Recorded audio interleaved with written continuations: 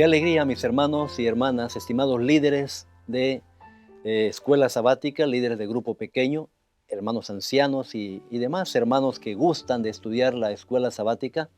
Estamos listos hoy, nos alegramos porque vamos a repasar y a resumir la lección número 7, la ley y la gracia. No olvidemos que estamos estudiando el libro de Deuteronomio, un libro del Antiguo Testamento en donde la mayoría de las personas que leemos el Antiguo Testamento, si la leemos de manera así superficial, sin detenernos mucho en la reflexión, es muy probable que no encontremos elementos que nos hablen de la gracia del Señor. Más bien podemos ver la severidad divina, su autoridad, la exigencia divina hacia la obediencia a Él o las consecuencias a la desobediencia.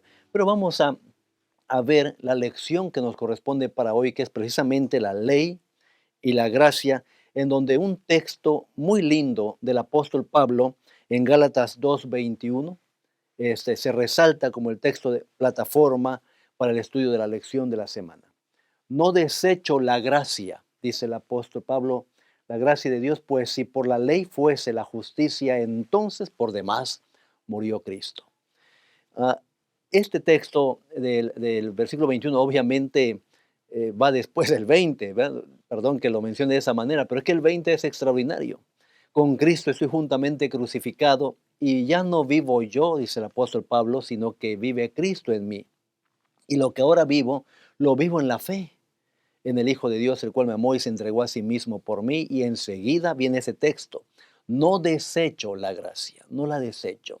Así que la gracia llega a ser la palabra relevante en el estudio de la lección de la semana, pero a su vez también es relevante la palabra ley, la palabra voluntad de Dios hacia la humanidad, como también la palabra propósito divino para cada uno de nosotros. Avanzando en la lección de escuela sabática, pudimos ver varios aspectos muy interesantes y déjenme resumirlo de la siguiente manera, a ver qué les parece la forma como queremos resumirlo a esta hora. La ley en el cielo. Hay una ley en el cielo, hubo una ley en el cielo. ¿Qué pasa? ¿De dónde tomamos la idea de que hubo una ley en el cielo? De alguna manera se expresa en la voluntad del Señor. Lo interesante es que el autor de la lección nos dice allí, al analizar el tema de Deuteronomio, que la humanidad fuimos creados con libertad moral. Y esta idea de libertad moral nos lleva también a un hecho, que seres libres moralmente necesitan una ley moral. Eso es obvio, porque tenemos que seguir algo, ¿no es cierto? Tenemos que obedecer algo, tenemos que respetar algo, en este caso la ley moral, porque somos libres moralmente. Y claro, que en esa libertad podemos decidir obedecer o desobedecer. Es una decisión de los seres morales. Ahora, en el cielo, si bien no se encuentra evidencia bíblica de que haya tablas en el cielo, o que en ese tiempo ya se tenían tablas de ley en el cielo para todos, como las recibió Moisés para el pueblo de Dios. Lo cierto es que los seres que no han pecado, o que no habían pecado, vamos a dejarlo en tiempo pasado, que no habían pecado antes de que Lucifer cayera en pecado, tenían conocimiento de la voluntad de Dios, seguían la voluntad de Dios, se complacían en seguir la voluntad de Dios, ¿ok? Pero eran seres libres moralmente, tan libres que Lucifer, siendo un ente de libertad moral, decide actuar en contra a la voluntad de Dios, que ahora nosotros la entendemos y la imaginamos en nuestra mente en las tablas de la ley como la recibió Moisés allí en el desierto. Ahora, basados en Ezequiel 28, este texto de Ezequiel 28 vale la pena considerarlo con cuidado, aunque aquí el profeta está hablando de un gobernante, el gobernante de Tiro, eh, en su gobierno, en la actitud de este gobernante, en su arrogancia y otras características que podemos descubrir en él en la descripción del capítulo 28 de Ezequiel, toma un sentido también de representar las características profanas, impías de Satanás en el cielo.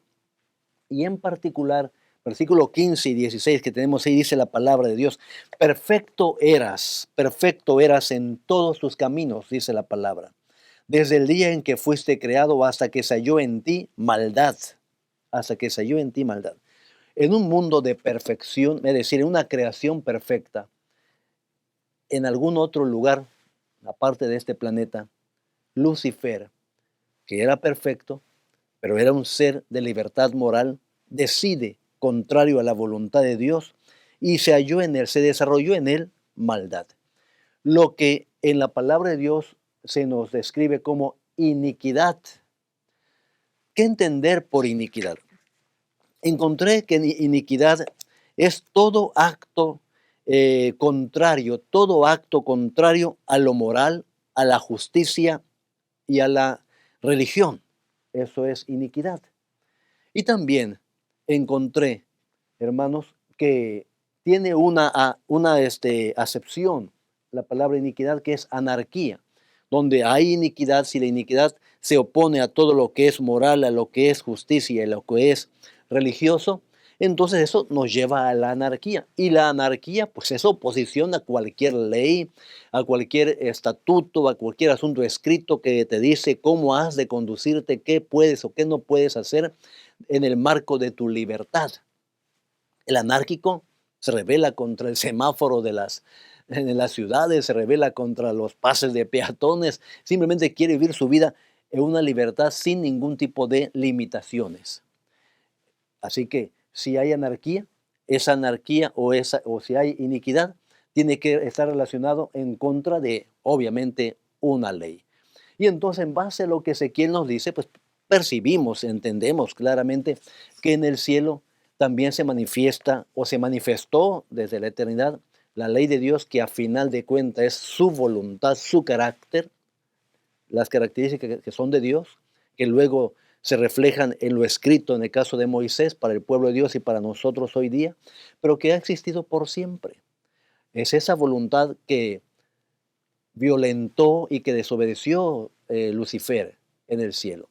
Es esa voluntad, la voluntad de Dios, que violentó y desobedeció Eva y desobedeció Adán, que trajeron consecuencias fatales para nuestra humanidad al permitir que el pecado entrara y tuviéramos la experiencia de pecado, nosotros el conocimiento de pecado, lo cual esa experiencia de pecado no lo tienen los seres que no han caído, pero sí tienen ellos el conocimiento de la voluntad de Dios y la decisión de obedecer la voluntad de Dios. Ahora, la ley en Deuteronomio y la gracia. Podemos ver la gracia de Dios en el Antiguo Testamento, podemos ver la gracia de Dios en Deuteronomio, podemos ver la gracia de Dios presentada aquí en la palabra de Dios en el Antiguo Testamento, tan evidente como se ve en el Nuevo Testamento. Sí, la respuesta es sí. Por ejemplo, veamos un rápido repaso de lo que vimos en la lección. En Deuteronomio 44 dice: esta es la ley. Cuando habla de la ley, recordemos que Deuteronomio es el repaso de la ley previo a entrar a la Canaán terrenal. Luego dice también Moisés en el capítulo 17-19, para que aprendan a temer. La ley es para aprender a temer a Dios, obedecerle, honrarle, saber y conocer cuál es la voluntad, porque a diferencia de los seres celestiales que conocen la voluntad de Dios, el humano, el ser humano que ha caído, que vivimos bajo la herencia del pecado de Adán y Eva, no conocemos la voluntad de Dios a menos que haya algo que nos diga cuál es la voluntad de Dios. Y entonces dice que la ley es para que aprendamos a temer, le conozcamos, le respetemos. En 28:58 dice: si no pones por obra, obviamente, esta ley, esos estatutos, vendrán consecuencias, vendrán plagas, dificultades, problemas que vas a sufrirlas por no cumplir tu parte en el pacto que tengo contigo. Y en el 31:12 me llamó la atención poderosamente, no sé a ustedes, ¿qué les pareció, hermanos? Mientras estudiamos la lección de la semana, porque el 31:12 dice: la ley es para todos. Así que a final de cuentas, la ley de Dios, la voluntad de Dios, es para el universo entero. Y cuando analizamos ese mismo versículo, reflexionamos un poquito en ese mismo texto, en nuestro mundo, aquí en nosotros como grupo, aparte del universo, más allá del planeta Tierra, descubrimos que la ley es para todos, es decir, no es solamente para los judíos, es para todos. Pero el Señor elige a un pueblo para que a través de ese pueblo se pueda desarrollar la ley y se pueda desarrollar su voluntad y pueda servir de inspiración para los demás pueblos que debían honrar al Señor y también poder obedecer la voluntad del Creador. Ahora, en Deuteronomio 9 entonces se nos complementa el sentido de la gracia, porque en Deuteronomio 9, versículos 5 y 6 encontramos una evidencia bíblica en el Antiguo Testamento de que a final de cuentas nada de lo que Dios ha dado al pueblo ha sido por los atributos propios del pueblo o porque el pueblo lo merece. Miren lo que dice el texto. No por tu justicia, ni por tu rectitud o la rectitud de tu corazón, entras a poseer la tierra de ellos. La Canaán no la estarían recibiendo como premio a la justicia y rectitud de corazón del pueblo de Dios. No. Moisés aclara diciendo al pueblo, no es por tu rectitud ni por tu justicia, sino por la impiedad, por la iniquidad, por la maldad de estos pueblos, ¿verdad? De esas naciones, el que el pueblo de Dios puede tomar esas tierras. Ahora, en el versículo 6 dice, porque pueblo terco eres tú. O sea, la condición del pueblo de Dios es una condición de terquedad, de necedad, una y otra vez. Pero más allá de la terquedad y la necedad del pueblo, por un lado está la promesa divina, ¿verdad? Por la cual el Señor quiere cumplir su promesa para con ellos.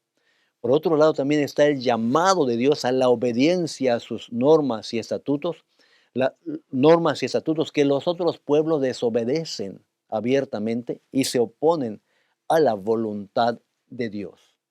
Ahora, nosotros en nuestra condición actual, si queremos tratar de aplicar un poquito de hermenéutica a nuestra vida, nosotros ya no debemos obedecer la ley, o sí debiéramos obedecer la ley. Nosotros como cristianos estamos comprometidos con la gracia y no estamos comprometidos con la ley. Desde el Antiguo Testamento se ve ambas cosas, la gracia de Dios que te da lo que no mereces y la invitación divina de que obedezcas, que camines de acuerdo a su voluntad, la voluntad de Dios. Avanzamos.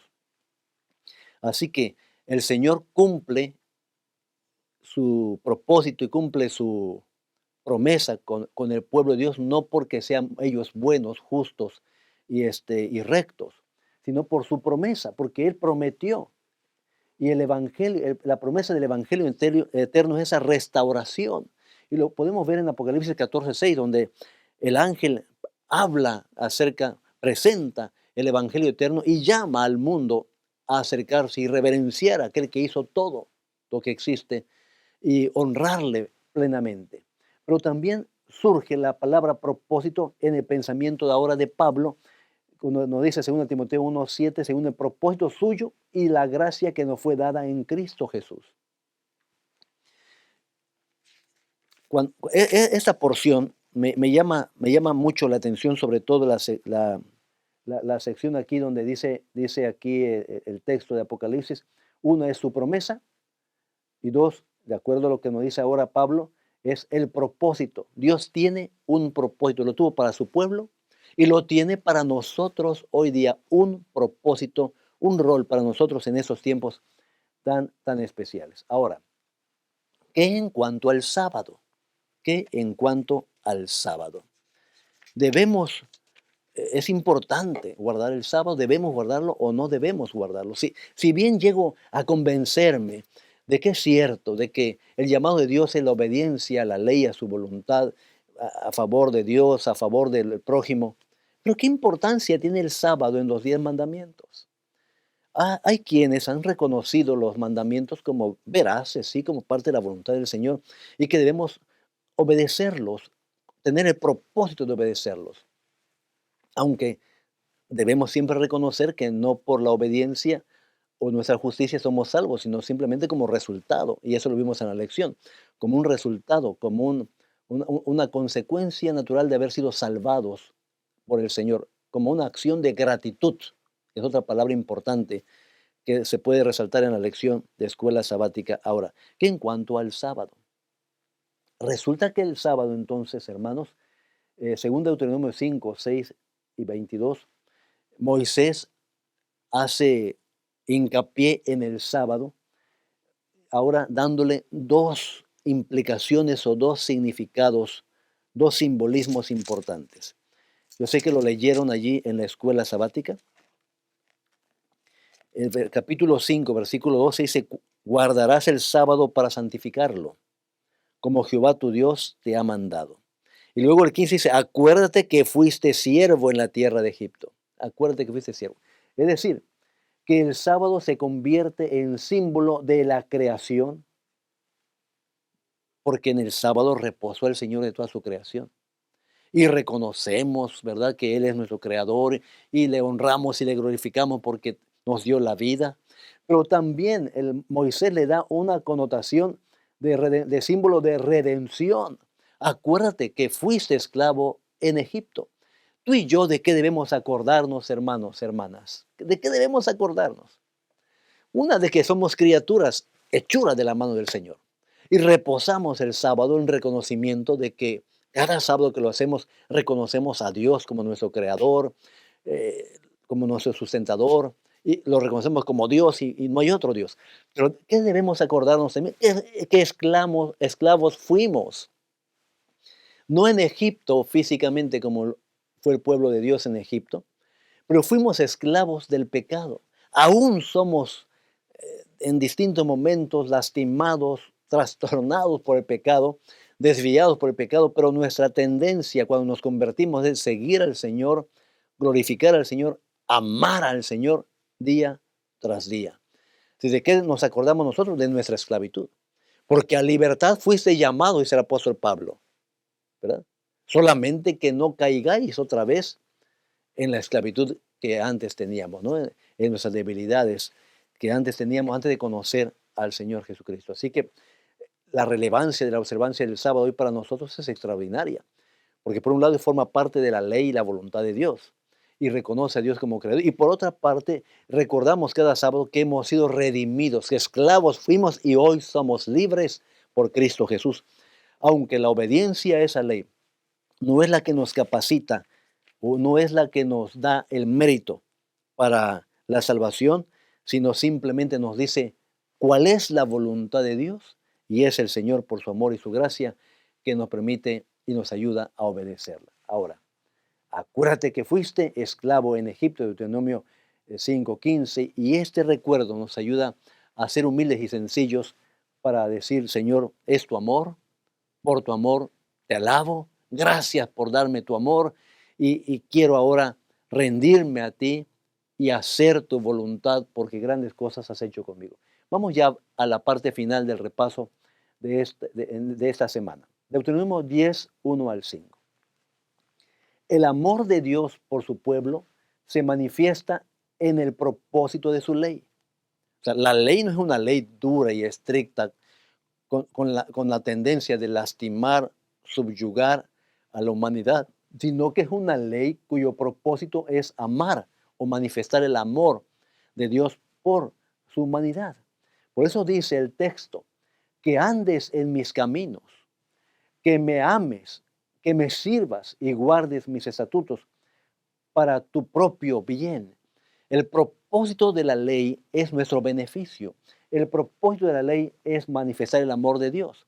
El amor de Dios se manifiesta queriendo que a nosotros nos vaya bien. Como dice el versículo 13 del capítulo 10 de Deuteronomio. Lo leyeron ustedes en la lección.